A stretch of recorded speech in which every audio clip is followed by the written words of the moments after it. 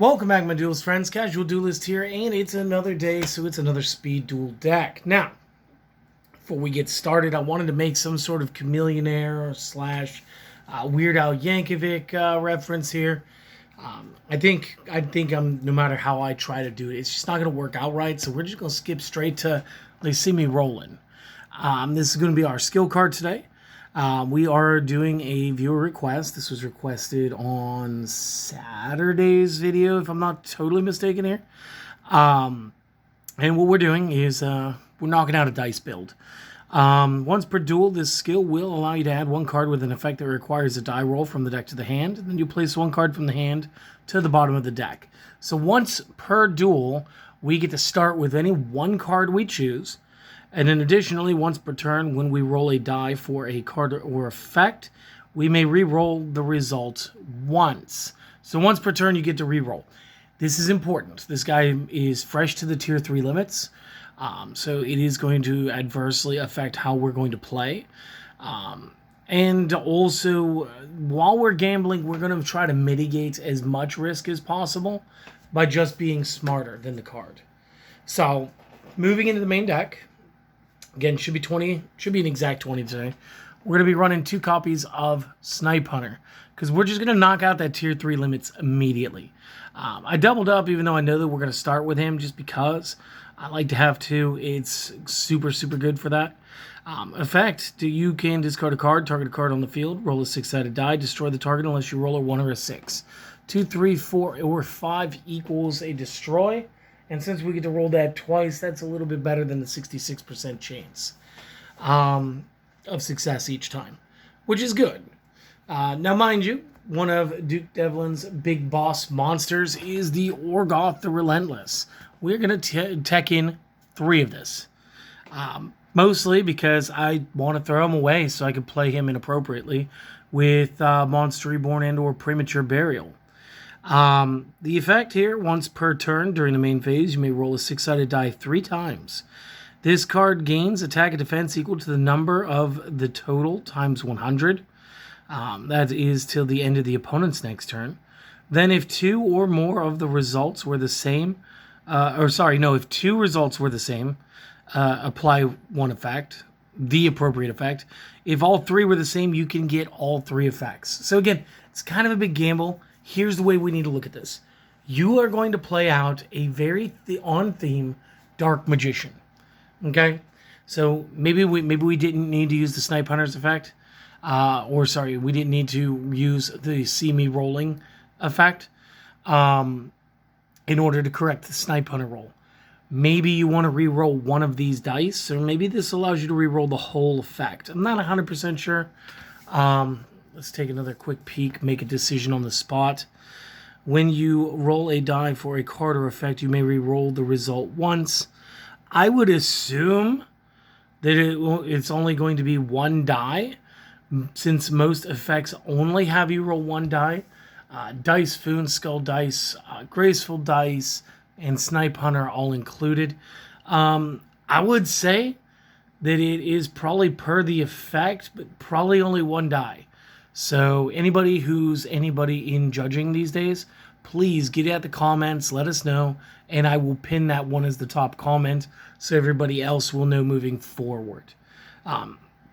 But the effects are, if the results were 1 or 2, twice, this card cannot be destroyed by battle or card effects until the end of the opponent's turn. 3 or 4 gets you draw 2 cards. 5 or 6 is this card can attack directly this turn. Now, the attack directly is probably the least relevant. I'm thinking the draw 2 is the best. It does not say that we have to attack first, just says we got to roll those dice. So again, that's the one I'm looking for. And I do like the cannot be destroyed by battle or card effects until the end of the opponent's turn. If for some reason they survive an onslaught of a Snipe Hunter and an Orgoth, which at base, mind you, is 4,000 damage, your starting hit points, then just the fact that we were able to add 3d6 we're in hundreds is just, again, it's a little overkill. So the protection is probably the second best effect after the draw 2. So there you go. That's that. Moving forward from this, we are going to play 3 copies of Dahlgren, the Mad Flame Kaiju. Now, this is obvious reasons, and maybe the reasons are only obvious to me, so let's explain it. Kaiju cards tribute out cards that maybe could not normally be targeted. So again, Snipe Hunter can't exactly target that card. Cool, tribute it out of the way, special summon this Kaiju over there. Maybe play one up to your side of the field and increase your chances. And then roll the dice with the Snipe Hunter, clear the Kaiju, and go for the face. Conversely, you have to remember that Monster Reborn can bring this back. You just can't control more than one at a time. So again, it's a good option. And for the boards where they actually get to set up more than one monster, we're also going to pack in 2 Lava Golems. So this is all the monsters. I really do need you to understand the only monster we're really going to ever summon is going to be that Snipe Hunter. That's why there's 2. That's why we're using a skill that's going to make sure that we always get it. Okay? Everything else can be brought back through resurrection techniques. And of course, all of their attack values are 2,500 or more. So if we can land 2 hits, it's game. So again, expect a lot of quick games with this type of deck. Moving to the spells, we are going to use a dice Foon. Roll the 6-sided die, apply the following result based on it. 2, 3, or 4 is destroy 1 spell trap. 5 gets you 2 spell traps. 1 or 6 is we actually just have to take 1,000 damage. So again, we're talking about a 50% chance. I'm good at running 1 in the main. I don't know that I want to abuse more than 1. It's pretty good. I'm going to go with a guaranteed effect with the Galaxy Cyclone. Go ahead, target the face down. Then, of course, if this is in the discard, and of course we can put it there with the Snipe Hunter, and it's a later turn, not the turn this was sent to the graveyard, then we could go ahead, we could banish it, and we can destroy a face-up spell trap. So again, does help us clean up the field a little bit. We're going to tag those tier 2 limits, grab 2 copies of the Monster Reborn. Feels weird. Haven't done that since pre-ban format in like 2002 or earlier the last year maybe when we started doing the Time Wizard stuff. And we built those decks. So again, Monster Reborn 2 because we can. Tier 1 limit, we're going to knock out the MST. We want as many guaranteed effects as possible. Again, see me rolling isn't you activate it once per effect.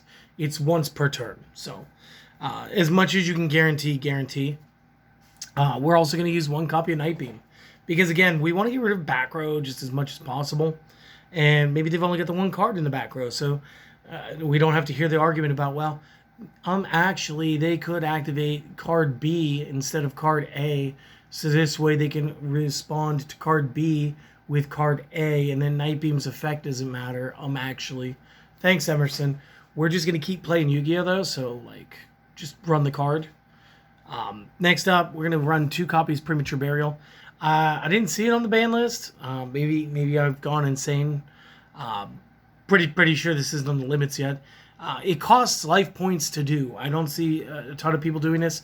But again, we do have the ability with 4 resurrection spells to be able to resurrect multiple cards with the Snipe Hunter's, ammunition, whatever he's throwing away. And again, this equals Orgots. This equals Dahlgrens. This equals Lava Golems. This equals a lot of game-winning motion. And then for the games where you slightly have to fight a little bit longer, I'm throwing 2 copies of Shrink in to round this up. Again, I don't want to be using Graceful and Skull Dice. It's very flavorful. But I was also asked to kind of make this deck like a little stronger. Like, let me go to locals with it. Let me not just kick it at the dining room table with my friends. So that's what I'm trying to do here. So this is the main deck. Okay.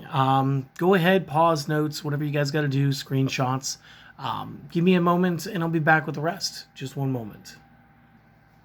All right, we are back. We're back with the side deck first. I know you guys we're a little disappointed that there wasn't more Dice Foons in the main. That's because they're here in the sideboard. I know they're thematically good. I understand the chance that we might be able to get 2 cards instead of just the 1. I keep them in the side in an increased number, and I'm gonna tell you the reason why real quick. It has nothing to do with anything outside of the other effects are guaranteed. This can do better. It usually does the same, and sometimes it just hurts me. So we want to try to limit the liability as much as possible.